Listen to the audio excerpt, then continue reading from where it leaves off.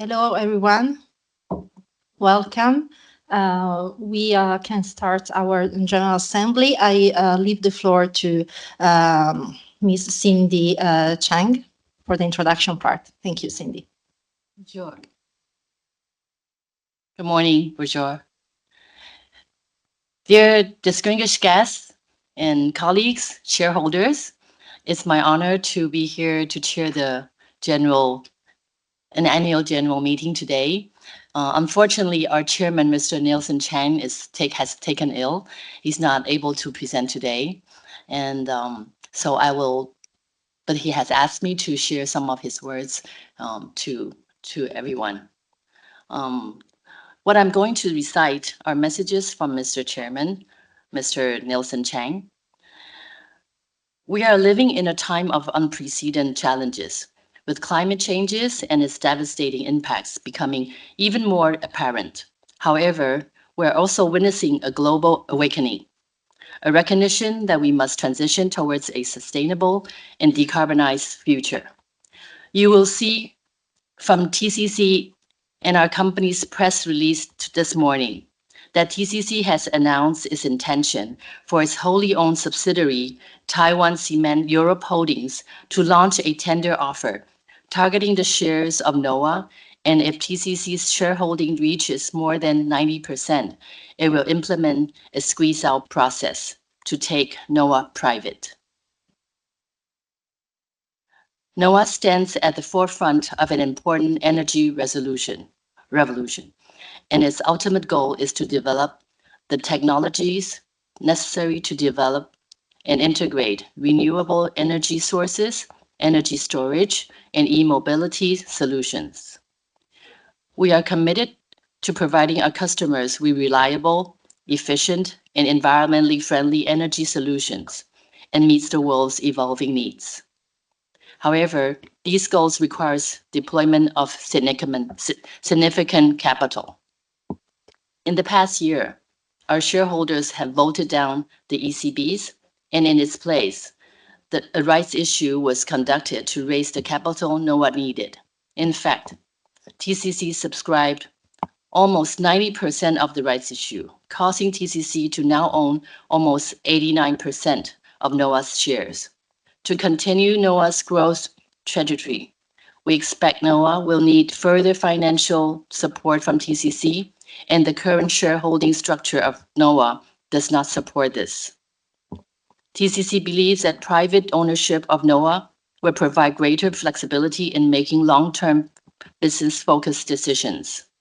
Nevertheless, I wish to thank our management team who has continued to be proactive in developing new innovative solutions for our communities in the clean energy segment, helping them to generate their own clean energy and reducing their dependence on fossil fuels and mitigating their carbon footprint. Today's meeting will entirely be held in French, but for those who are present today who do not speak English, there will be a dedicated interpreter for translation.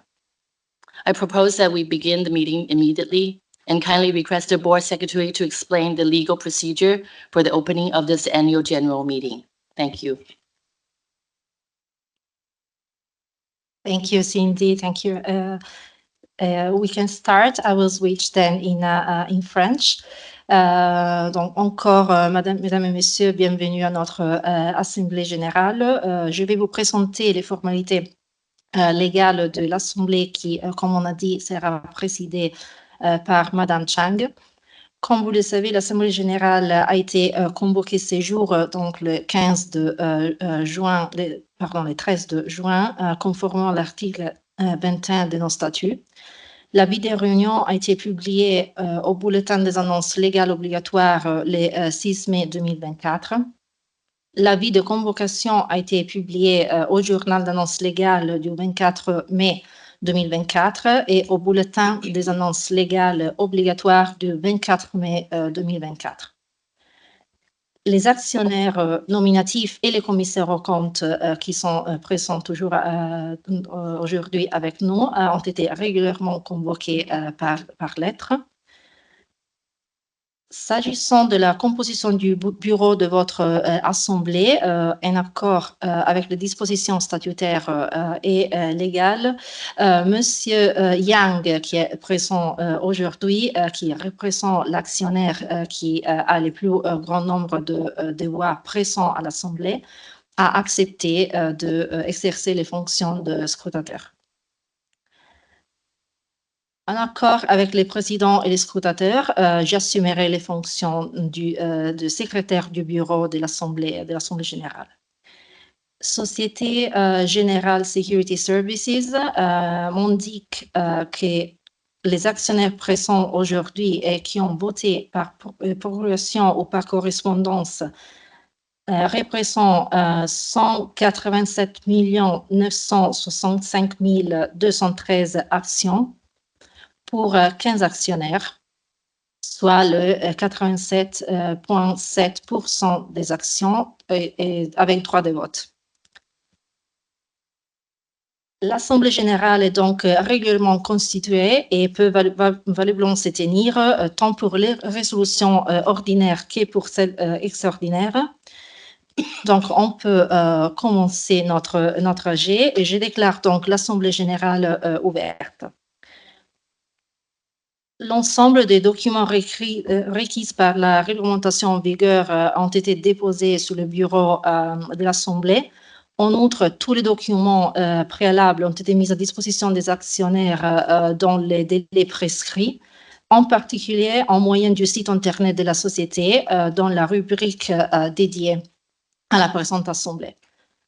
À la demande du président et avec l'accord du bureau de l'Assemblée, nous dispenserons de la lecture de l'ensemble des rapports préparés en vue de l'Assemblée générale et qui ont été ainsi mis à votre disposition sur le site de la société. Je vous remercie de votre attention. Je passe donc la parole à Monsieur Guglielminotti, directeur général de la société, pour la suite de la présentation.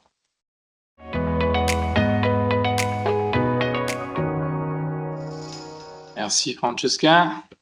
Merci à tous. Bienvenue à notre Assemblée générale. Bonjour madame, bonjour monsieur.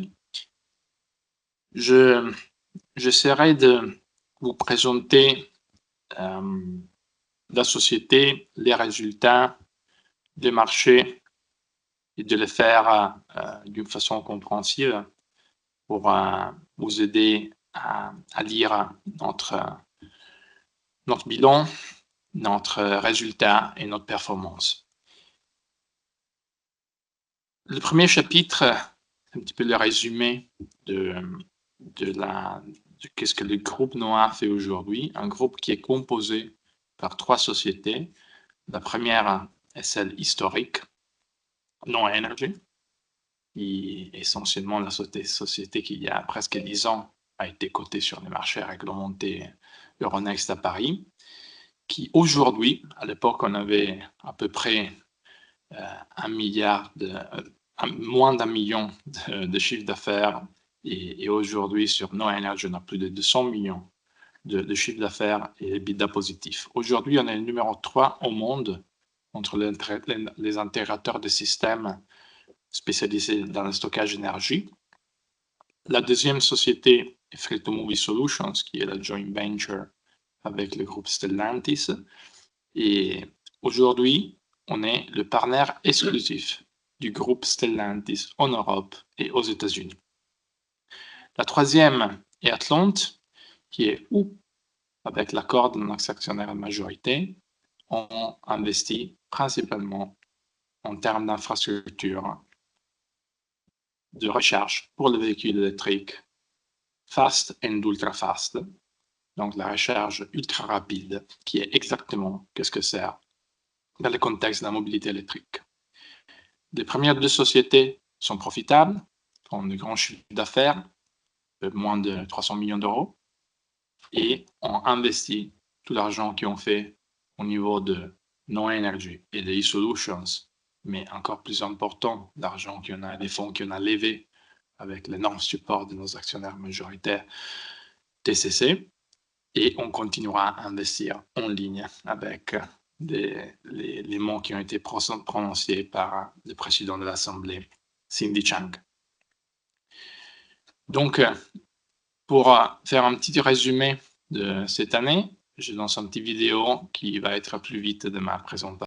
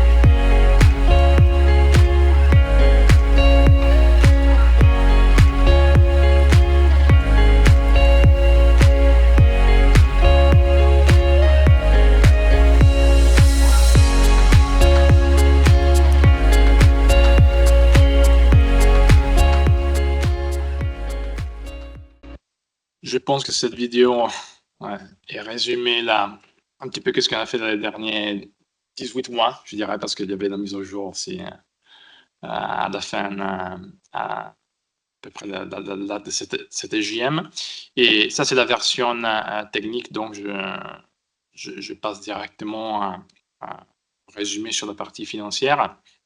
Sur la partie financière qui, au niveau des croissances, a démontré l'habilité de la société, en particulier après l'acquisition de TCC, à partir de 2021, l'habilité de faire un scale-up énorme en termes de chiffre d'affaires. On se souvient très bien qu'en 2015, on a coté la société avec moins d'1 million d'euros. Donc aujourd'hui, voir 273 millions d'euros de chiffre d'affaires, c'est plutôt incroyable. Mais c'est une croissance incroyable qu'on a fait en respectant tous les objectifs qu'on a donnés. Parce qu'avec l'exception de l'année du Covid, on n'a jamais raté un objectif en 10 ans. Jamais. L'année du Covid, évidemment, a été une exception, mais je pense pour tout le monde. Là, on a la mise au jour opérationnelle et financière sur le premier trimestre qu'on a déjà annoncé en avril. Donc aujourd'hui, on est à plus de 2 gigawattheures de stockage d'énergie en ligne et en construction. Sur les premiers trimestres, 40 millions de chiffre d'affaires pour No Energy, 17 millions pour Choctomouille Solutions, qui représente à peu près 6 fois le chiffre d'affaires qu'on a enregistré en 2023. Et Atlante a dépassé les 4000 points de recharge online et en construction, avec plus de 2000 points de recharge déjà opérationnels entre l'Italie, la France, l'Espagne et le Portugal, qui ça veut dire 2 fois le numéro de points de recharge qu'on avait l'année dernière. Donc, au niveau du groupe, 58 millions d'euros de chiffre d'affaires et à peu près 60% de croissance sur l'année. Ça, c'est les footprints de la société au niveau global. En particulier, on a No Energy qui est un business model à niveau mondial. C'est pour ça qu'on a la base à Houston pour les États-Unis.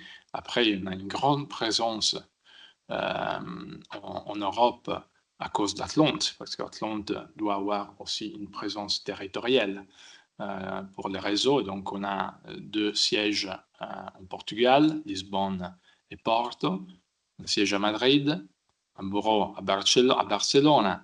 Après, on a en Milan le centre d'ingénierie, qui est un petit peu le headquarter opérationnel de la société, à Cosio Valtellino. Donc, à 1h30 de Milan, le plan industriel et donc l'usine dans laquelle on va produire essentiellement entièrement nos produits. Et après, Londres, Paris, Taipei et Perth, en particulier Taipei et Perth, pour le stockage d'énergie.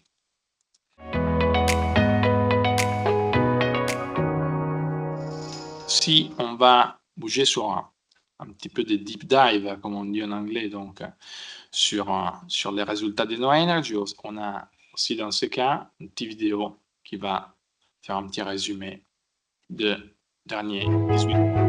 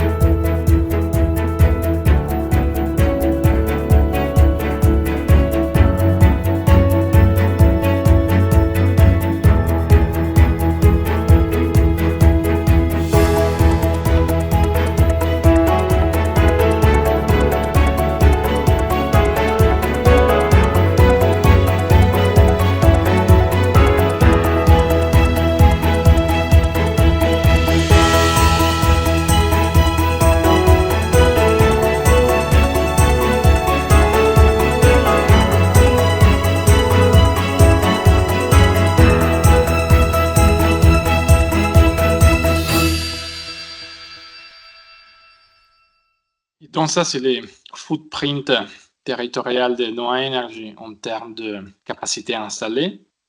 On voit très clairement une forte présence aussi grâce au support de nos stationnaires en Australie et à Taïwan et en Chine. Mais on voit quand même une présence importante en Amérique du Sud et en particulier en Italie. En Italie, où dans les prochains mois sera lancé le plus grand programme de stockage d'énergie, certainement au niveau européen, et c'est dans l'un des plus grands au monde, où on parle de 70 gigawattheures de capacité installée entre 2030. Donc, Noah Energy aujourd'hui est positionné évidemment d'une façon plutôt compétitive dans un pays où la plus grande partie du stockage d'énergie au niveau européen sera installée grâce à un programme lancé par Terna, qui est l'opérateur du réseau italien, mais encore plus important, le support économique de l'Union européenne. Parce que l'Italie a déjà levé plus de 11 milliards d'euros pour faire des investissements dans le stockage d'énergie. Donc, ça veut dire qu'on a déjà un positionnement global, on a déjà un positionnement en Italie, mais encore plus important, on a devant nous la plus grande opportunité de la société que la société ait jamais eue dans l'histoire. Donc, le futur sera certainement bright, comme on dit en anglais.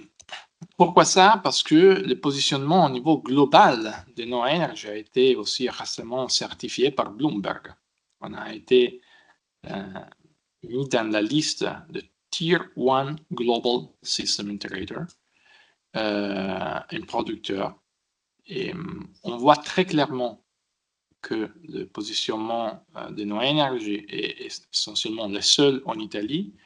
On est deux en Europe. Il y a Wärtsilä. Wärtsilä est notamment notre majeur compétiteur et concurrent. Essentiellement avec les Américains Tesla et Powin, on voit très clairement que la grande majorité des producteurs et des intégrateurs de systèmes au niveau mondial dans le chapitre Tier 1 est basé en Chine. Donc c'est un honneur pour la société, un honneur pour Noah Energy être mis dans cette liste de Tier 1 au niveau global entre pas seulement les intégrateurs des systèmes, mais au même niveau des producteurs des batteries au niveau mondial. Les clients sont toujours les mêmes, ce sont les plus grands utilities, les plus grands opérateurs du réseau, les plus grands services publics, les plus grands opérateurs au monde dans l'énergie. On voit encore une fois Engie, Enel, TCC qui a été l'un des plus grands clients de la société, notre actionnaire de majorité, mais aussi sociétés comme Neoen, Macquarie et les autres. Le business model de la société, donc le modèle de business, est un modèle de business qui pourrait être résumé comme EPC, parce que en étant un intégrateur de systèmes, on délivre à nos clients le système clé en main. Donc, ça veut dire qu'on s'occupe de toute la chaîne de la valeur d'une façon verticalement intégrée. En réalité, la partie de C, et donc la construction, c'est moins de 10% de la valeur ajoutée. Ça n'a rien à voir avec le concept traditionnel de EPC.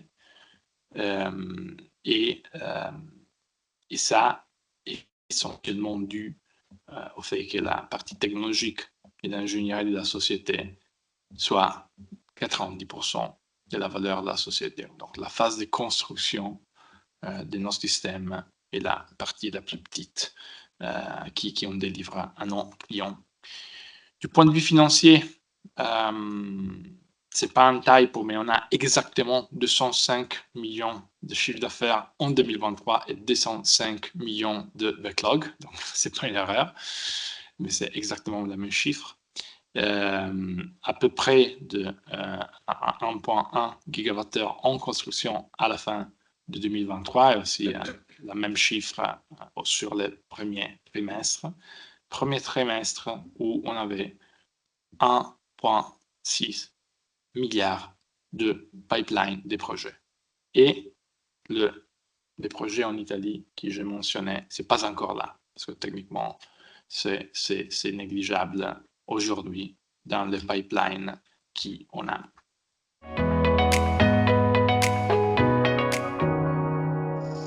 En passant à Free2Move eSolutions, la joint venture avec Stellantis, on voit les brands sur lesquels on travaille, qui sont les brands les plus importants au niveau du groupe Stellantis, en particulier Peugeot, Jeep, Fiat et Citroën, et Maserati aussi. Là, aujourd'hui, je peux dire, vous savez bien qu'on a eu un moment, il y a 2 ans, un moment de difficulté au début de la joint venture avec Stellantis. Et la relation avec ses clients a été plus compliquée, aussi si c'était partie du même groupe, mais c'était plus compliqué que le prévu. La réalité, c'est que le même groupe Stellantis avait été formé en janvier, et nous, on a démarré les opérations quelques mois après. Mais on a eu l'habilité de s'en sortir, si je peux utiliser ce mot, et de créer une société qui est capable de grandir, une société qui est rentable. Parce qu'on a délivré plus de 65 millions d'euros, qui est 6 fois de croissance par rapport en 2022 en termes de chiffre d'affaires. 13% de penetration rate sur Stellantis, qui est hyper important. Au premier semestre 2023, c'était 3%.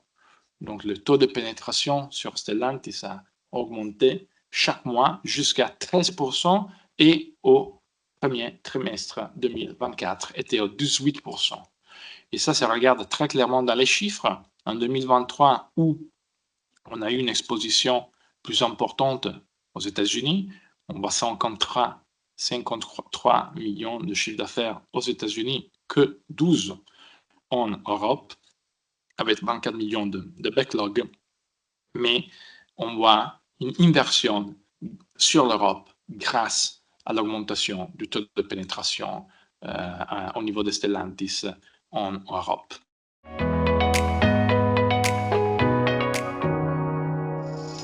En passant à l'Atlante, qui est le centre de notre stratégie du point de vue de déploiement de capital, et qui est le centre de la stratégie de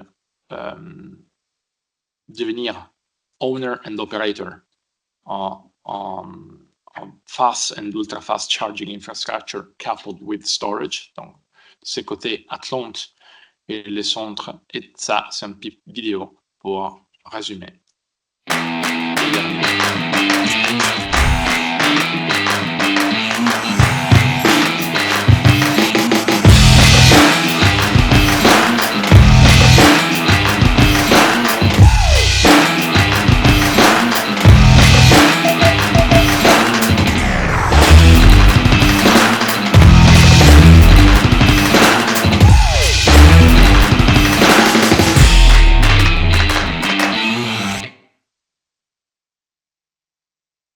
Et en termes de chiffres, Atlante aujourd'hui, à la fin de l'année, avait 3600 points de recharge en ligne en construction, plus de 4000 sur le premier trimestre.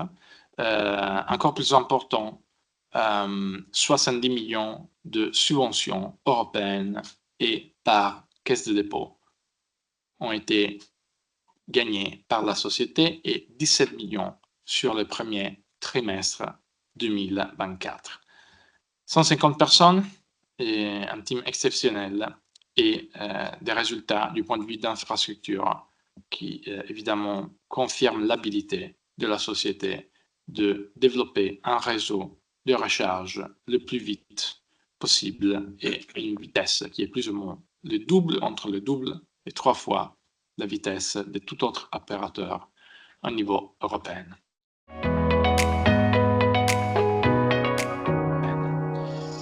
Du point de vue financier, on a vu les résultats au niveau de groupe. Au niveau de groupe, on a vu la croissance. C'est intéressant sur la partie droite de cette slide, noter qu'en termes de chiffre d'affaires, on a une forte exposition. On avait une forte exposition en 2023 sur l'Asie et l'Amérique. Donc, 45% de notre chiffre d'affaires était en Asie. Et la croissance en termes de personnes et des salariés a été plutôt modeste par rapport à la croissance en termes de chiffre d'affaires. Et les investissements de la société au niveau de groupe, on voit très clairement une grande majorité des investissements, 64% sur l'infrastructure de mobilité électrique, voire Atlante, et une situation de cash et de position financière qui est plutôt solide grâce au support de notre actionnaire de majorité, grâce à l'augmentation de capital de 250 millions d'euros qu'on a réalisé l'année dernière. Au niveau de stockage d'énergie et donc NHOA Energy, on voit les investissements sont centralisés essentiellement sur la recherche et développement. Donc, 97% des investissements sont en recherche et en développement. On voit, en termes de chiffre d'affaires, 60% de chiffre d'affaires généré en Asie. Et ça, c'est un niveau de NHOA Energy. Et si on regarde dans cette slide le backlog, on voit un petit peu une inversion parce qu'on a eu en 2023 qui était centralisé sur les projets qu'on a gagnés grâce au support de l'actionnaire majorité en Asie, mais en 2024, donc le backlog qu'on a qui est focalisé en Europe et en Australie. Donc on voit 70% du backlog aujourd'hui est en Europe. Si on regarde le pipeline, c'est encore une fois différent parce que la pipeline est 60%, à peu près 60% en Australie, en Asie 21% et 13% en Europe. Pourquoi ça? Parce qu'on attend les projets et les programmes lancés, qui sera lancé en Italie. Donc, je m'attends que dans le prochain trimestre, le pipeline en Italie et en Europe va augmenter d'une façon significative. La répartition des salariés, on voit 51% de salariés dans le secteur opérationnel, 37% dans la technologie et que 12% au niveau de staff. Sur Free2move Solutions, on a déjà parlé des chiffres. On a déjà noté que le chiffre d'affaires généré en 2023 était fortement exposé aux États-Unis, en Amérique du Nord, donc aux États-Unis et Canada. 80% du chiffre d'affaires a été généré là. Et j'ai déjà commenté l'augmentation du taux de pénétration de la gare de Stellantis qui va bouleverser la capacité de la société et bouleverser les focus géographiques de la génération de chiffre d'affaires sur l'année 2024, où on s'attend en tout cas une croissance par rapport au 2023. En termes de répartition, les CAPEX, donc les investissements sont concentrés, encore une fois, à peu près 50% sur la recherche et développement, et le team, encore une fois, plus de 50% concentré dans les opérations et 30% de la technologie avec un staff de 19%. Donc, chiffre en termes de répartition des salariés alignés entre Free2move Solutions et NHOA Energy. En passant à Atlante. Atlante, situation complètement différente parce que le business model d'Atlante est complètement différent. C'est une business infrastructurelle, donc on ne s'attend pas de générer de l'EBITDA aujourd'hui. on générera de cash. C'était déjà prévu, c'était déjà très clairement expliqué au marché. C'est là, en Atlante, où on va investir l'argent qu'on fait dans les autres deux business lines. Et c'est là où on va investir l'argent qu'on lève sur les marchés et avec les supports de notre actionnaire de majorité. Et demain sera centralisé par TCC à l'égard du communiqué de presse lancé dans la nuit. Et on voit une répartition de chiffre d'affaires qui est 44% concentré au Portugal et 52% en Italie pour des raisons différentes. Parce que le Portugal, c'est une histoire de succès énorme, parce qu'on est numéro 1 dans le pays. Et en Italie, la raison pour laquelle aujourd'hui est un poids qui est en ligne avec le Portugal, c'est pas pour le succès de l'Italie, mais pour le fait qu'on a la majorité de l'infrastructure qui est concentrée en Italie aujourd'hui, pour des raisons historiques. Le coût de personnel et des salariés est monté en 2023. Évidemment, on a concrétisé l'extension sur les 4 pays du début, et donc le coût est en ligne aux attentes. Et on voit 62% de chiffre d'affaires qui est plutôt limité aujourd'hui, évidemment, et concentré sur la partie charging revenues. Sur Atlante, on voit le breakdown des salariés, 62% de personnes dans la partie opération, 20% de la staff, 18% de la partie technologique. Évidemment, le poids de la technologie en Atlante est limité par rapport à Noah Energy et par rapport à Free2Move Solutions. On a investi à peu près 80 millions d'euros et 81%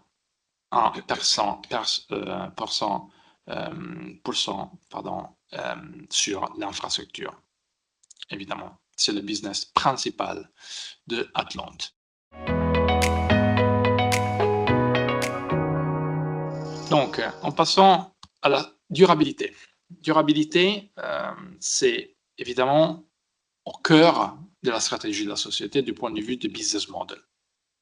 On a un business model qui est centralisé sur la transition énergétique, on fait le stockage d'énergie, on fait la mobilité électrique, et c'est pour ça que la stratégie de durabilité de la société est concentrée 100% sur les objectifs de développement durable, qu'est-ce qu'on appelle les Sustainable Development Goals. Les 4 objectifs qu'on a choisis, qui sont partie de notre mission, sont 4 objectifs qui, à la fois, sont liés à la mobilité électrique, à notre modèle de business dans les villes, à notre modèle de business dans le stockage d'énergie, à notre modèle de business lié à l'infrastructure électrique et l'infrastructure de stockage. Donc, c'est pour ça qu'on a choisi la centralité des objectifs de développement durable comme centre de notre stratégie de durabilité. Je ne vais pas changer la slide, excusez-moi. Je faisais référence à ces objectifs, évidemment. Mais la réalité, c'est que cette stratégie est powered by people. Ça veut dire qu'à la fois, on est concentré sur une stratégie de développement durable, mais on met les personnes au centre de cette stratégie. Les personnes, ça veut dire diversité. C'est pour ça qu'on a 42 nationalités sur à peu près 600 personnes dans la société. 52 personnes de femmes dans le management team. Ça, c'est hyper important en 2024. Valoriser le rôle des femmes comme managers, comme CEO, comme top manager. 34 ans âge en moyenne et 50% d'ingénieurs. Les piliers stratégiques de la stratégie de durabilité sont les personnes et l'innovation, mais il n'y a pas d'innovation sans les personnes. C'est pour ça qu'on sait bien qu'on a les brevets, les secrets industriels, on a une stratégie qui est hyper focalisée sur et hyper centrée sur l'innovation et la stratégie, mais la réalité, c'est qu'il n'existe pas d'innovation sans les personnes. Les personnes sont au centre de la création de la valeur de ces sociétés. Et c'est pour cette raison qu'on a mis les personnes de NOAA au centre de la stratégie de durabilité. Et c'est pour ça qu'on a des personnes au centre du support qu'on dégage au niveau du groupe, à l'intérieur du groupe et à l'extérieur du groupe. À l'intérieur du groupe, on a annoncé il y a un an, le 5 juin de l'année dernière, la People Strategy. La People Strategy qu'on a publiée, donc est publique, tout le monde peut la revoir, et qui est à la fois basée sur 10 piliers, donc le développement on l'appelle le leadership d'élite au niveau, pas seulement de top management, mais dans l'intégralité de la société jusqu'à les derniers salariés. Et ça, c'est hyper important parce que tous les autres piliers, donc l'intégrité, l'harmonie, le well-being au niveau physique, donc le balancement au niveau mental, au niveau physique, la psychologie, la performance, le feedback, la gestion des talents, l'équité, la transparence et la diversité et l'inclusion sont les autres 9 piliers qui vont construire ce qu'on appelle leadership d'élite. Le support de la société va être dégagé aussi dans les contextes de l'engagement social de la société, de la stratégie plus traditionnelle, l'ESG, va se dégager aussi au niveau à l'extérieur de la société, avec 5 projets qui sont à la fois centrés sur la diversité et l'inclusion, donc des projets éducatifs, et ce qu'on appelle le give back to communities, qui est les importants, mais certainement central dans la stratégie de la société. Et les résultats de cette centralisation des personnes dans le contexte de la stratégie de groupe et de durabilité de groupe portent des résultats très clairs en termes de diversité. Donc, on voit au niveau du management team, donc ça veut dire un leadership team, en incluant le CEO, le CTO, le CFO, donc le directeur financier, le directeur de la technologie, le directeur général de chaque business line.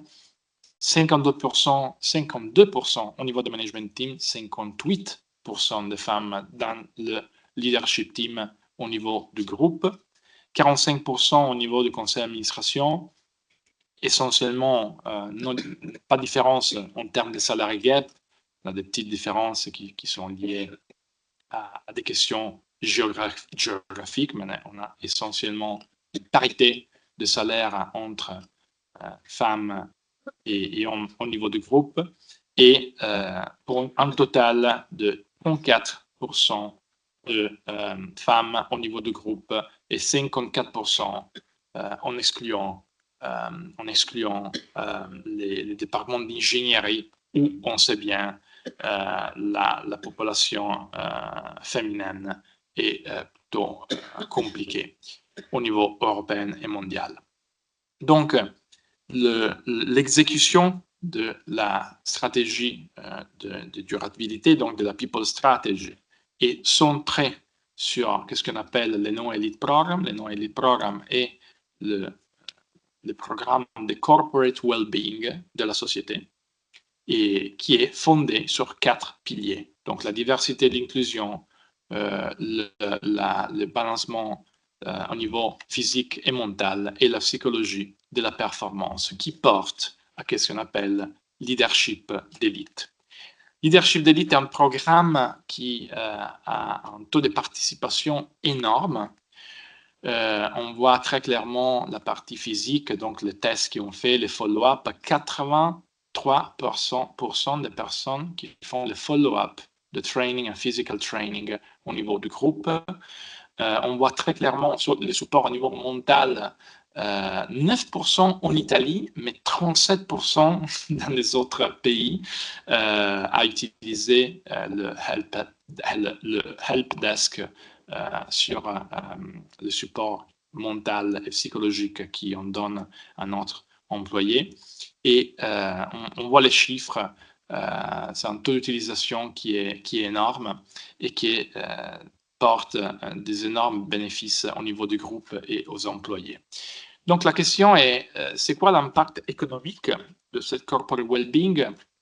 On a mis au jour les slides récemment parce qu'il y a une semaine est sorti un article très intéressant de la Harvard Business Review qui certifiait les coûts et le saving, donc la partie d'argent qui n'est pas dépensée par la société, de qu'est-ce qu'on appelle donc l'impact de corporate well-being au niveau du groupe dans les sociétés.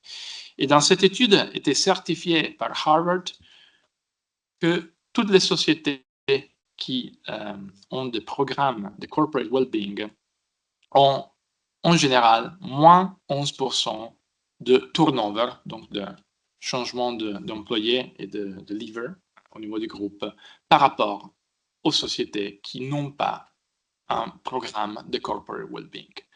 Pourquoi ça? Parce que, comme je disais avant, à peu près 80% de nos employés est partie de ce qu'on appelle génération Z, qui est complètement différent par toute autre génération. Et donc, la centralité de la compréhension de la différente méthodologie, de différents mindsets, comme on dit en anglais, d'une génération Z, est fondamentale. C'est pour ça que les corporate well-being est la seule façon en Europe, au minimum, de réduire le taux de turnover des employés. Parce qu'on investit énormément sur notre employé. Et donc, c'est évidemment un dommage énorme de perdre les salariés. En tout cas, l'étude de Harvard certifie que toute société qui investit dans un programme de corporate well-being a des bénéfices. Les bénéfices, c'est moins 11% de turnover, plus 18% sales et plus 25% performance. Le non-elite programme a des résultats qui sont entre 3 et 4 fois meilleurs par rapport à tout autre programme de well-being. Donc, moins 82% de turnover, plus 65% sales, plus 75% POC. Et donc, les résultats les plus importants, c'est que, en moyenne, en Italie, parce que la plus grande partie des employés est basée en Italie, on a 37% de turnover des employés, en général, en Italie. Au niveau des NOA, on a 7%. Je suis énormément content de ces résultats parce qu'on a le plus bas taux de turnover au niveau italien, qui a aussi des impacts économiques, parce que les actionnaires, normalement, ne sont pas intéressés au programme. Ce n'est pas le cas de TCC, parce que TCC, c'est un actionnaire industriel. Donc, ils sont très clairs l'importance des personnes. Mais les actionnaires financiers, normalement, ne regardent pas la centralité du corporate well-being des personnes, parce que l'actionnaire financier, normalement, regarde que les chiffres. Eh bien, voilà les chiffres. Les chiffres, on avions réduit le taux de turnover de la société à moins de 7%. Le total saving au niveau du groupe a été plus de 6 millions. Donc, on a dépensé quelques centaines de milliers d'euros et on a fait un saving de plus de 6 millions de personnes. 6 millions de personnes, mais je n'ai pas bougé la slide, excusez-moi, j'ai commenté les chiffres qui n'étaient pas là. Vous voyez sur la gauche, 37% au niveau italien, 7% au niveau des NOA, et donc 3,6 millions de saving des coûts directs, pour le turnover, et 2,9 millions de coûts indirects. Et ça sont des chiffres basés sur un rapport de Harvard Business Review. Donc, c'est la première fois qu'elle est sortie la semaine dernière, c'est pour ça qu'on a été un petit peu moins réactif en présenter les slides. Du point de vue de la durabilité, on a aussi un concept important parce que qui sont les émissions. Les émissions sont un problème pour tout le monde. Au niveau du groupe NOA, Scope 1, Scope 2, les émissions sont négligeables, évidemment, parce qu'on a un business qui est concentré sur la durabilité, donc on peut facilement compenser les émissions Scope 1, Scope 2. La grande question pour tout le monde au niveau mondial, c'est le Scope 3. Et le Scope 3, c'est pratiquement impossible à compenser au niveau global. Ce sont les émissions de la totalité de la chaîne de la valeur d'une façon indirecte. Au niveau du groupe noir, on a 58 000 tonnes de CO2 au niveau de Scope 3. Mais la bonne nouvelle est qu'on a, grâce à Atlante, déjà aujourd'hui, plus de 7 000 tonnes d'émissions qui ont été évitées grâce au business model d'Atlante. Et 7 000 tonnes de CO2 évitées, aujourd'hui, c'est rien. Parce qu'aujourd'hui, on a 2000 points de recharge en ligne et une utilisation rate d'une infrastructure qui est extrêmement bas à cause du développement aujourd'hui de la mobilité électrique. On a à peu près 2% de taux d'utilisation de l'infrastructure. Mais si on va juste penser que d'ici 2030, grâce au support de nos actionnaires majoritaires, on aura à peu près 22 000, ça c'était les targets, 22 000 points de recharge en ligne, c'est les targets qu'on avait annoncé l'année dernière. Donc à peu près 20 000 points de recharge en ligne. Bon, ça veut dire 10 fois. 10 fois. Et si on va multiplier par 10 fois, aussi, si on pense que le taux d'utilisation restera le même, et ne sera pas le cas, évidemment, on aura plus de 80 000 tonnes de CO2 évitées par Atlante. Donc, ça veut dire qu'on sera, sinon la seule, mais certainement entre le numéro extrêmement limité de sociétés au niveau global qui est capable de compenser, d'être climate positive au niveau du groupe noir. Ça, c'est un message, à mon avis, extrêmement important. Extrêmement important comme la gouvernance. Et donc, je laisse la parole à Francesca. Merci.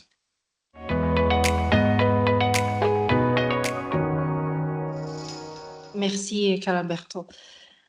Donc, en passant sur la partie de la gouvernance, comme vous pouvez voir depuis cette slide, cette année, les mandats de 3 de nos administrateurs terminent. Je vous informe que le conseil d'administration a décidé de soumettre au vote de l'Assemblée les renouvellements de ces 3 administrateurs, donc de M.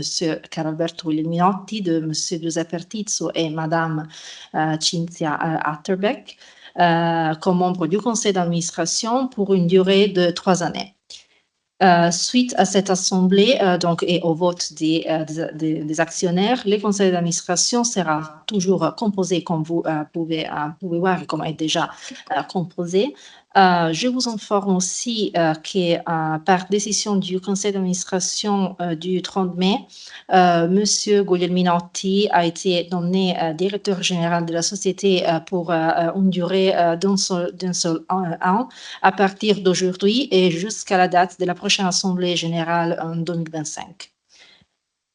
Donc, actuellement et aussi après les votes de cette Assemblée, le conseil d'administration sera composé de 11 membres, donc 5, soit les 45%, sont des administrateurs indépendants. 4 administrateurs, donc c'est les 36%, sont des représentants de l'actionnaire de majorité à TCC et 2 administrateurs, soit les 18%, sont des administrateurs exécutifs. Les 45% du conseil d'administration, comme on a déjà dit, est de genre féminin et dans les conseils sont représentées 3 nationalités différentes. Cette composition peut dire qu'il reflète la diversité et aussi la complémentarité des profils, des expériences, des compétences et des cultures recherchées par le Conseil.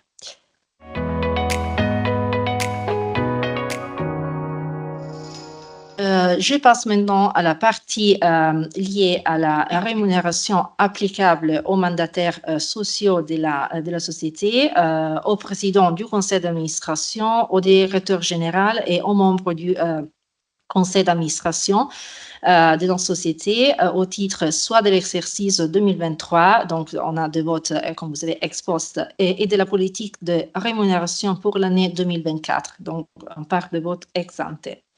Tous les détails relatifs à ces rémunérations sont illustrés au chapitre 13 du document d'enregistrement universel qui a été publié en avril et qui est disponible sur le site internet de la société. Je vous informe que le président du conseil d'administration, Mr. Nelson Chang, n'a reçu aucune rémunération fixe ou variable pour l'année 2023. Et donc, il n'y aura pas de résolution ex post qui concerne le président. Et de même, pour l'année 2024, le président ne percevra pas aucune rémunération. Donc, on n'aura même pas de résolution pour sa rémunération en 2024.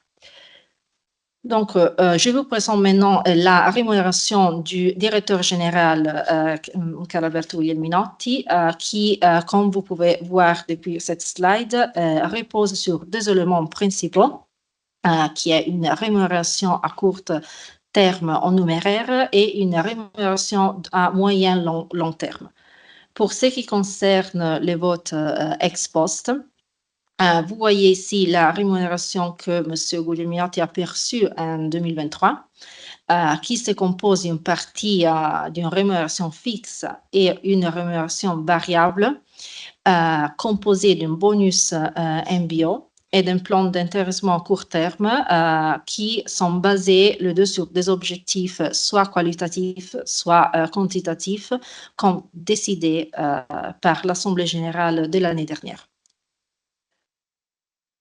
Le conseil d'administration a considéré que M. Guglielminotti a réalisé pour le 2023 les 78% des objectifs liés au bonus MBO et le 99% des objectifs liés au plan d'intéressement à court terme. Pour ce qui concerne les votes ex ante qui portent sur la rémunération à court terme 2024 du DG, le Conseil a examiné la proposition du comité de nomination et rémunération et vous propose de répartir la rémunération 2024 du DG qui reste à peu près comme l'année dernière. La seule chose qui change, c'est en fait la rémunération proposée, c'est liée pour le 2024 56% à la performance et 36% liée à la rémunération fixe. Pour ce qui concerne l'élément à moyen long terme de la rémunération du DG, pour le 2023, aucune action de performance a été attribuée au DG. Dans le cadre du plan d'intéressement du 2024, le conseil d'administration a décidé d'attribuer au directeur général 32 500 actions gratuites avec d'autres actions supplémentaires en cas de dépassement des conditions de performance correspondantes. Je passe maintenant à vous présenter la rémunération de M. Giuseppe Artizzu. Comme par le DG, la rémunération de M. Artizzu repose sur deux éléments principaux, donc toujours une rémunération à court terme en numéraire et une rémunération à moyen long terme. Vous pouvez voir ici la rémunération totale que M. Artizzu a perçue en 2023. Comme par le DG, la rémunération variable est composée d'une partie d'un bonus MBO et d'un plan d'intéressement à court terme qui sont les deux basés sur des objectifs soit qualitatifs, soit quantitatifs, comme décidé par l'Assemblée l'année dernière.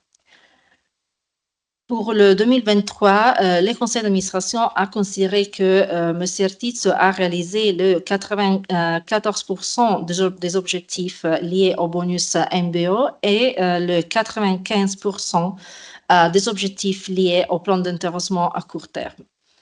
Je dois vous informer que depuis novembre 2023, M. Artizzo n'est plus le directeur général de, un administrateur exécutif de NOAA SA. Il conserve son poste comme DG de NOAA Energy.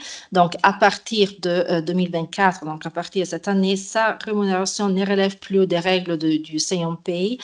Donc, par conséquent, on n'aura plus de résolution liée à sa rémunération pour l'année 2024. Pour ce qui concerne l'élément à moyen long terme de la rémunération de M. Artizzo pour 2023, exactement comme pour les DG, aucune action de performance a été attribuée. Et comme pour les restes de sa rémunération pour l'année 2024, il n'y aura pas de vote, comme on a dit, exempté sur son paquet de rémunération pour cette année. Pour conclure la partie de rémunération, je vous présente maintenant la politique des rémunérations pour les membres, pour les restants membres du conseil d'administration pour l'année 2023 et 2024. Ici, vous voyez la rémunération 2023. Je vous rappelle que le conseil d'administration a décidé que seulement les administrateurs indépendants ont le droit de recevoir une rémunération en tant qu'administrateur de la société. Pour ce qui concerne le 2023, comme vous pouvez voir, la rémunération totale payée aux administrateurs répartie comme depuis ce tableau est de 335 000 € qui est cohérent avec le total de 345 000 approuvés par l'AG de l'année dernière.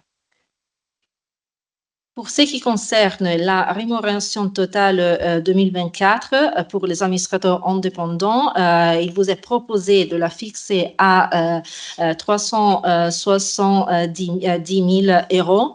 Cette enveloppe est calculée en considérant les éléments suivants, donc soit une rémunération fixe de 40 000 € versée aux 5 administrateurs indépendants, une rémunération de 6 000 € par appartenance à chaque comité et de jetons de présence de 1 000 € par réunion en considérant avec une hypothèse de 12 présences par membre.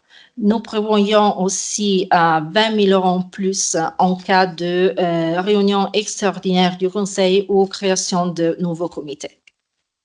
Et vous voyez ici donc la répartition hypothétique pour chaque administrateur indépendant. C'est tout pour cette partie. Avant de passer au commissaire aux comptes, j'ai juste une clarification sur la slide 52. Oui. Parce que c'est déjà très clairement écrit dans le document de registration universelle.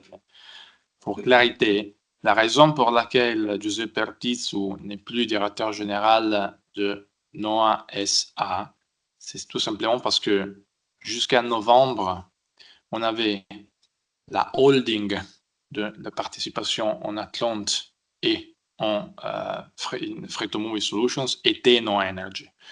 Mais un projet lancé il y a 1 an et demi, on a centralisé tous les services à niveau financier, à niveau de ressources humaines et toute la partie de services qui étaient dégagés par NOAA Energy. C'était extrêmement compliqué à voir comme holding company NOAA Energy parce que NOAA Energy à la fois est une société hyper opérationnelle. Et donc, en ayant à l'époque la holding qui était NOAA Energy, Giuseppe Artizzo était directeur général de NOAA Energy, mais aussi directeur général au niveau du groupe. En ayant transféré tous les contrats, tous les services, toutes les personnes de NOAA Energy à NOAA Corporate, évidemment, le rôle de directeur général au niveau du groupe n'est pas plus là. Donc ça, c'est la seule raison pour laquelle Giuseppe Artizzo n'est plus directeur général au niveau du groupe, parce qu'il était le directeur général de NOAA Energy, qui est la société historique, et donc il reste directeur général de NOAA Energy, et d'un point de vue purement formel, n'est plus directeur général au niveau du groupe. Et tous les contrats, toutes les personnes étaient transférées, qui déjà à l'époque faisaient le même travail, ont été transférés de NOAA Energy à NOAA Corporate en incluant mon contrat et toute celle de l'équipe du management team. Donc, il n'y a aucun changement au niveau de NOA Energy, aucun changement au niveau du groupe. C'est purement un point formel de transfert et centralisation des services du groupe. Pour donner un exemple aussi, le NOA Elite Program, le programme de Corporate Wellbeing est géré par NOA Corporate et les services sont érogués à NOA Corporate, à Free2Move Solutions et Atlante. Donc, que un point formel. Merci.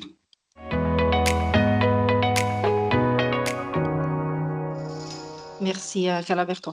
Donc, je passe maintenant la parole à Monsieur Benjamin Haddad, qui est notre commissaire aux comptes. Vous pouvez vous rapprocher, merci. Mesdames et messieurs les actionnaires, au nom du Collège des commissaires aux comptes, les cabinets Deloitte et Associés et RBB Business Advisor, j'ai l'honneur de vous rendre compte de notre mission sur les comptes de l'exercice clos le 31 décembre 2023 et de vous présenter les rapports que nous avons établis à votre attention au titre de l'Assemblée générale de NOA SA qui se tient aujourd'hui. Nos rapports sur les comptes annuels, sur les comptes consolidés et sur les conventions réglementées ont été tenus à votre disposition par la société et sont repris dans le document d'enregistrement universel, à l'exception des rapports spéciaux relatifs aux opérations en capital qui, eux, figurent dans l'avis de convocation. Je vous propose, conformément à l'usage, de vous en résumer les termes. L'objectif fondamental de notre mission est d'obtenir une assurance raisonnable, conformément aux normes d'exercice professionnel, sur la sincérité et la régularité des comptes, ainsi que de vérifier que ceux-ci ne comportent pas d'anomalies significatives. Tout d'abord, en ce qui concerne notre rapport sur les comptes consolidés IFRS du groupe NOA SA, ce rapport se trouve page 279 du document d'enregistrement universel qui a été mis à votre disposition. Ces comptes consolidés ont été préparés selon le référentiel IFRS tel qu'adopté par l'Union européenne.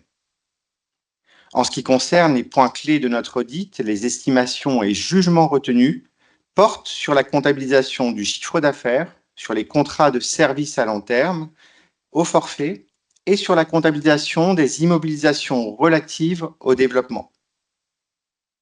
Notre rapport sur les comptes annuels de NOA SA figure page 357 du document d'enregistrement universel.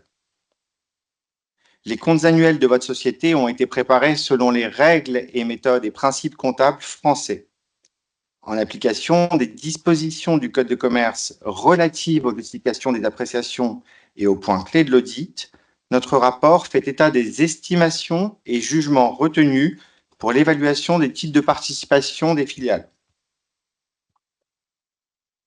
Sur ces différents points, notamment, nous avons revu les hypothèses et les données sous-jacentes, les calculs effectués par votre société, leur présentation dans les notes annexes au compte, et nous sommes ainsi assurés du caractère raisonnable de ces estimations. Sur ces bases, nous exprimons une opinion sans réserve et sans observation sur les comptes annuels de votre société et sur les comptes consolidés de votre groupe pour l'exercice clos au 31 décembre 2023. Nous avons par ailleurs procédé aux vérifications spécifiques prévues par la loi et n'avons pas d'observation à formuler sur la sincérité et la concordance entre les comptes annuels et les comptes consolidés et les informations qui sont contenues dans le rapport de gestion. Enfin, notre rapport sur les conventions réglementées se trouve page 384 du document d'enregistrement universel. Il présente les caractéristiques et modalités de ces conventions, ainsi que les motifs justifiant de l'intérêt pour la société des contrats dont nous avons été avisés ou dont nous avons eu connaissance au cours de nos travaux. Il nous a été donné avis de nouvelles conventions et engagements conclus au cours de l'exercice qui sont soumis à l'approbation de la présente Assemblée générale. Les différents rapports émis par nos deux cabinets dont je viens de vous faire état ont été signés en date du 2 avril 2024. Au nom du Collège des commissaires aux comptes, je vous remercie pour votre attention.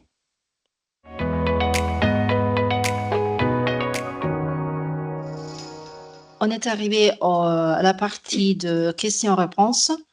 Donc, je laisse la parole aux gens qui sont présents aujourd'hui pour des questions, si vous en avez.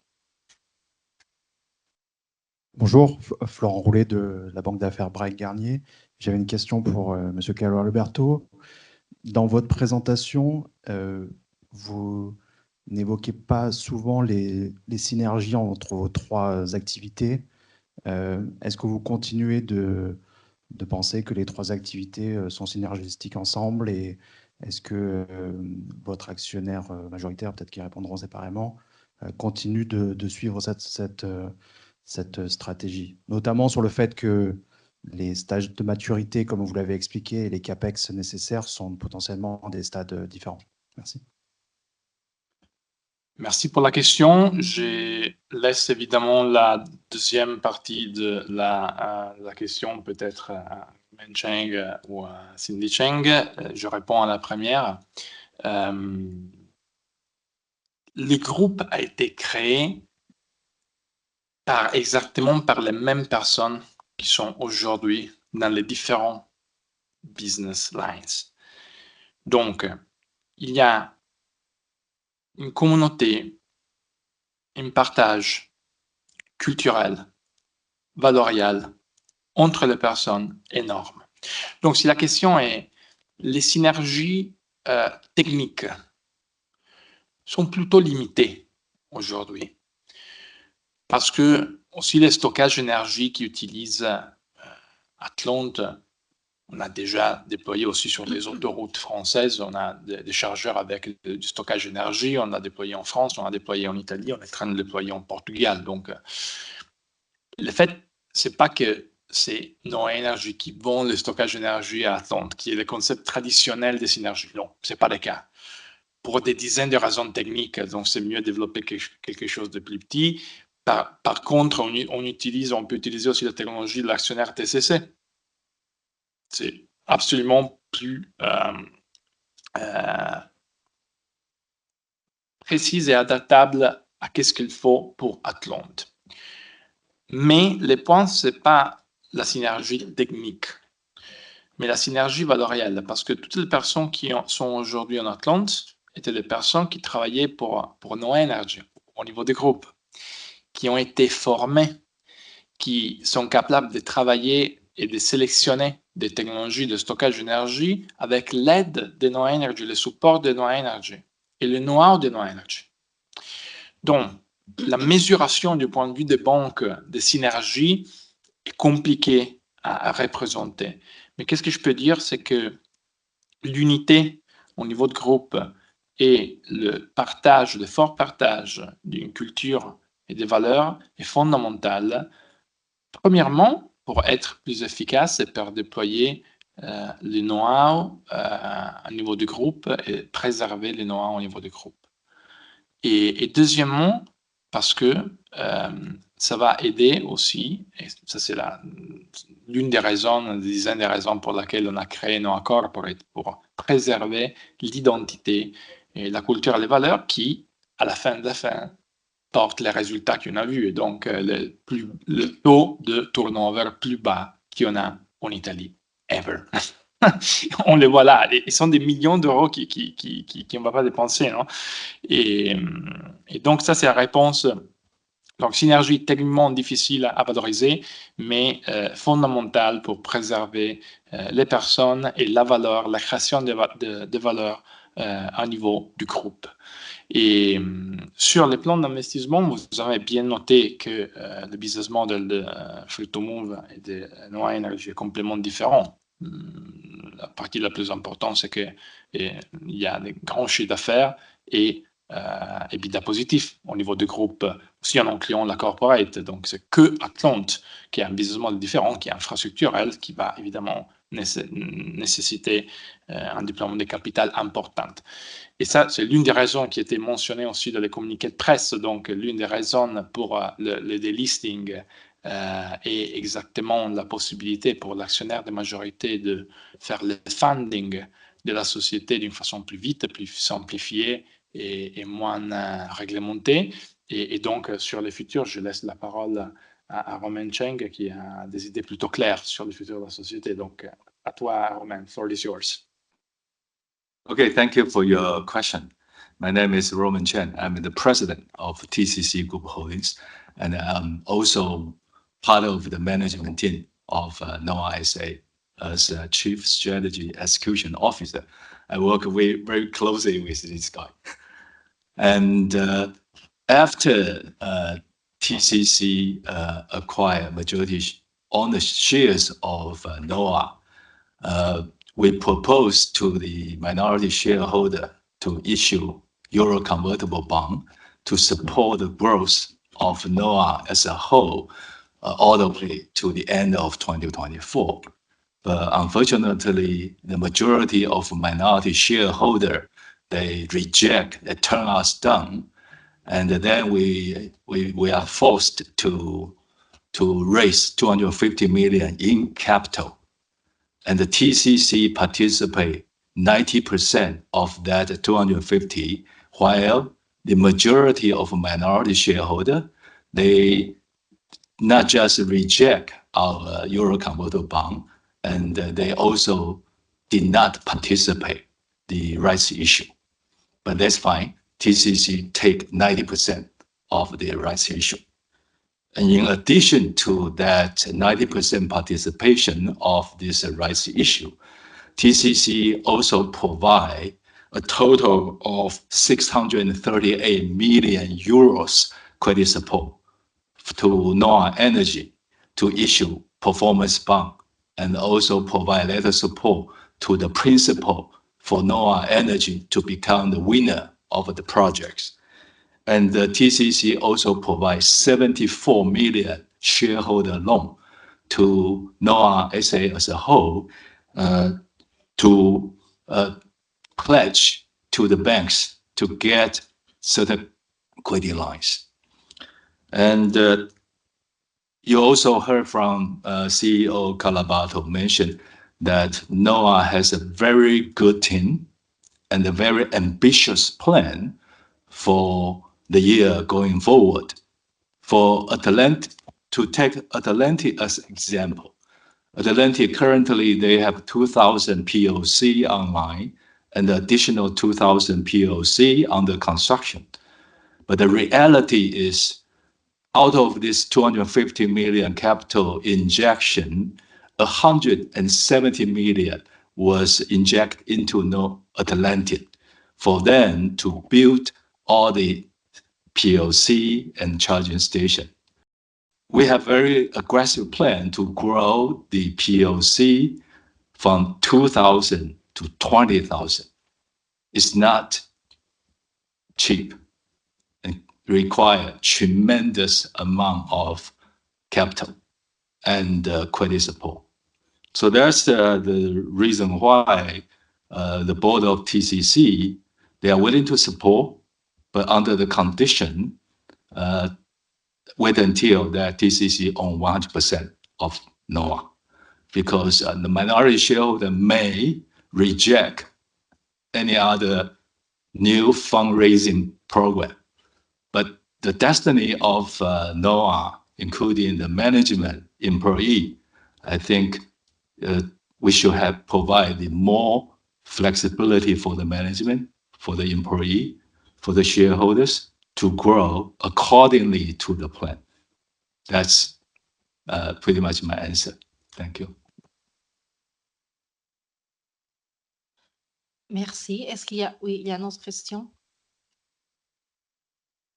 Moi, j'aurais voulu savoir comment vous êtes arrivé à déterminer un prix de rachat de vos actions à 35 € alors qu'elles cotent moins d'1 euro. C'est-à-dire que vous pensez qu'en 18 mois, vous allez récupérer 3000% de votre cours? Je n'ai pas compris la première partie de la question parce que vous avez mentionné 35 €. J'ai entendu mal.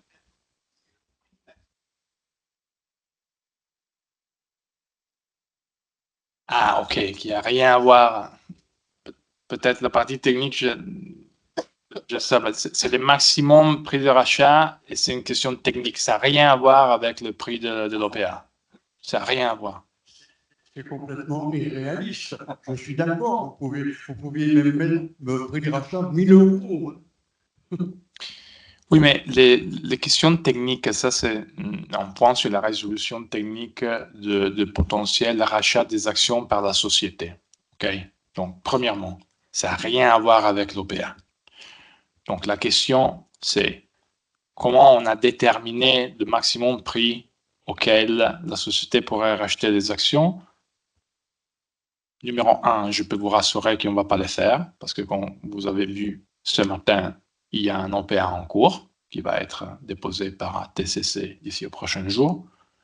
Deuxièmement, si la question est purement liée à la résolution qu'on a proposée, la réponse est que toute décision sur le maximum prix de rachat est basée sur la market practice. Donc, ça veut dire que si nos actions, ça vaut 1 euro, si en moyenne, en général, sur les marchés européens ou français, les autres sociétés cotées déterminent le prix de rachat en multipliant pour 35 fois le prix de l'action, dans ce cas, on suit la market practice. Donc, ça, je ne me souviens pas techniquement comment on a calculé les 35 euros, parce que c'était une résolution proposée à l'AG, mais comme toutes les autres résolutions techniques proposées à l'AG, est basée sur la market practice. Et en tout cas, l'argument n'est pas réellement en discussion, parce que comme vous avez vu ce matin, il y a un OPA en cours. Et donc, le rachat d'actions par la société, je pense que ne sera pas décidé par des conseils d'administration, mais pour 5 prochaines d'administration. Merci.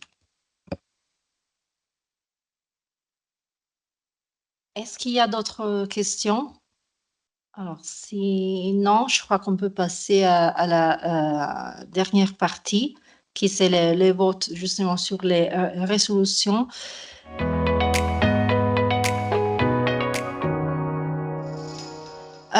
Donc, on commence par les résolutions qui sont soumises à la compétence de l'Assemblée générale ordinaire. Donc, première résolution, c'est approbation des comptes sociaux 2023. Est-ce qu'il y a des votes contre ou des abstentions? Non, donc approuvé. On passe à la deuxième. C'est l'approbation du compte consolidé 2023. Est-ce qu'il y a des votes contre ou des abstentions? Non, donc on passe. Troisième résolution, affectation du résultat de l'exercice clos le 31 décembre 2023. Vote contre ou abstention? OK. Quatrième résolution, c'est approbation de conventions réglementées. Vote contre ou abstention? OK, on passe à la cinquième résolution qui est donc l'approbation de dépenses et charges spéciaux. Est-ce qu'il y a des votes contre ou des abstentions? OK, donc sixième résolution, c'est la fixation des jetons de présence. Donc, est-ce qu'il y a des votes contre ou des abstentions sur cette résolution 6? Non? OK. Donc, septième résolution, c'est la nomination de M. Caralberto Guglielminotti. Est-ce qu'il y a des votes contre ou des abstentions? Non. Donc, huitième résolution, nomination de M. Giuseppe Artizzo. Vote contre, abstention? Oui, en fait, ils sont nommés à nouveau et renouvelés pour 3 ans. Vous avez des votes contre, des abstentions? OK. Donc, nomination, renouvellement de Madame Cinzia Atterbeck. Il y a 2 votes contre ou abstention? Non. OK. Donc, 10e résolution, c'est l'approbation de la politique des rémunérations de mandataires sociaux pour l'exercice 2024. Est-ce qu'il y a des votes contre ou des abstentions? Non, donc on passe à la 11e résolution, approbation de la politique de rémunération du président du conseil d'administration au titre de l'exercice 2024. Vote contre ou abstention? Non. Donc, 12e résolution, approbation de la politique de rémunération du directeur général pour l'exercice 2024. Vote contre ou abstention? Non. 3e résolution, approbation de la politique de rémunération des membres du conseil d'administration pour l'exercice 2024. Vote contre, abstention? Pas de vote, donc c'est passé. On passe à la 14e résolution, c'est l'approbation de la rémunération totale et des avantages de toute nature versés ou attribués aux mandataires sociaux pour l'exercice 2023. Est-ce qu'il y a des votes contre ou abstention? Non. Donc, 15e résolution, approbation de la rémunération totale et avantages de toute nature versés ou attribués au directeur général pour l'exercice 2023. Est-ce qu'il y a des votes contre ou abstention? OK. 16e résolution, approbation de la rémunération totale et des avantages de toute nature versés et attribués aux administrateurs au titre de l'exercice 2023. Vote contre, abstention?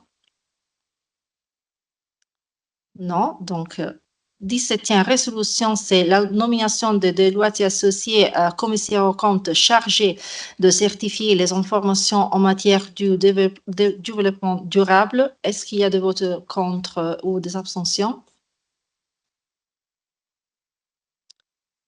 Non. Donc, on passe à la 18e résolution qui c'est l'autorisation consentie au conseil d'administration en vue d'acheter des actions de la société dans le cadre de la mise en œuvre d'un programme de rachat des actions. Est-ce qu'il y a des votes contre ou des abstentions? Pas de vote, donc on passe donc à la partie des résolutions qui compètent à l'Assemblée générale extraordinaire. On a la 19e résolution qui est l'approbation de la délégation de compétences consenties au conseil d'administration pour réduire le capital social de la société par annulation des actions détenues en propre. Est-ce qu'il y a des votes contre ou des abstentions? OK. 20e résolution, c'est la délégation de compétences au conseil d'administration en vue d'émettre son droit préférentiel de souscription des actions ordinaires ou de valeurs mobiliers au profit des salariés et des cadres dirigeants de la société et des salariés de ses filiales qui bénéficient d'un plan d'épargne entreprise. Est-ce qu'il y a des votes contre ou des abstentions sur cette résolution?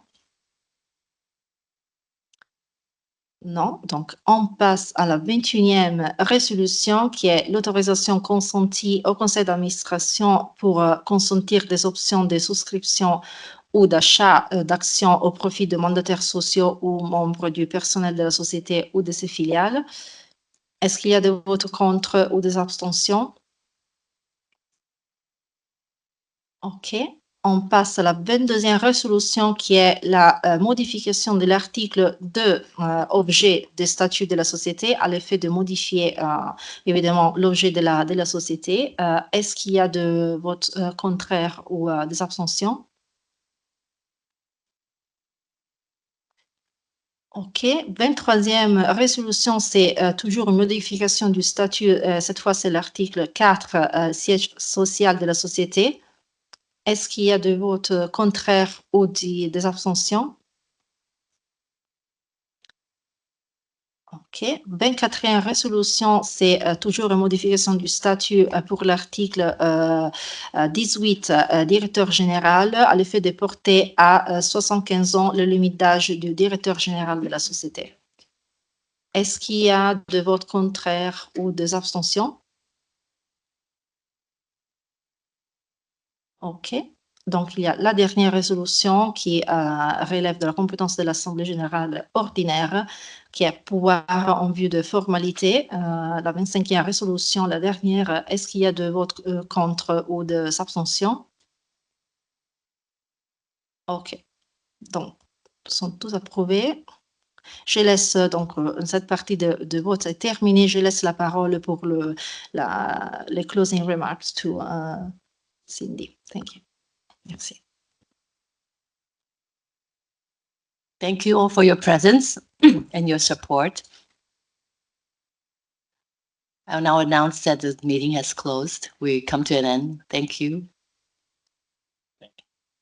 Merci à tous. Au revoir. Merci.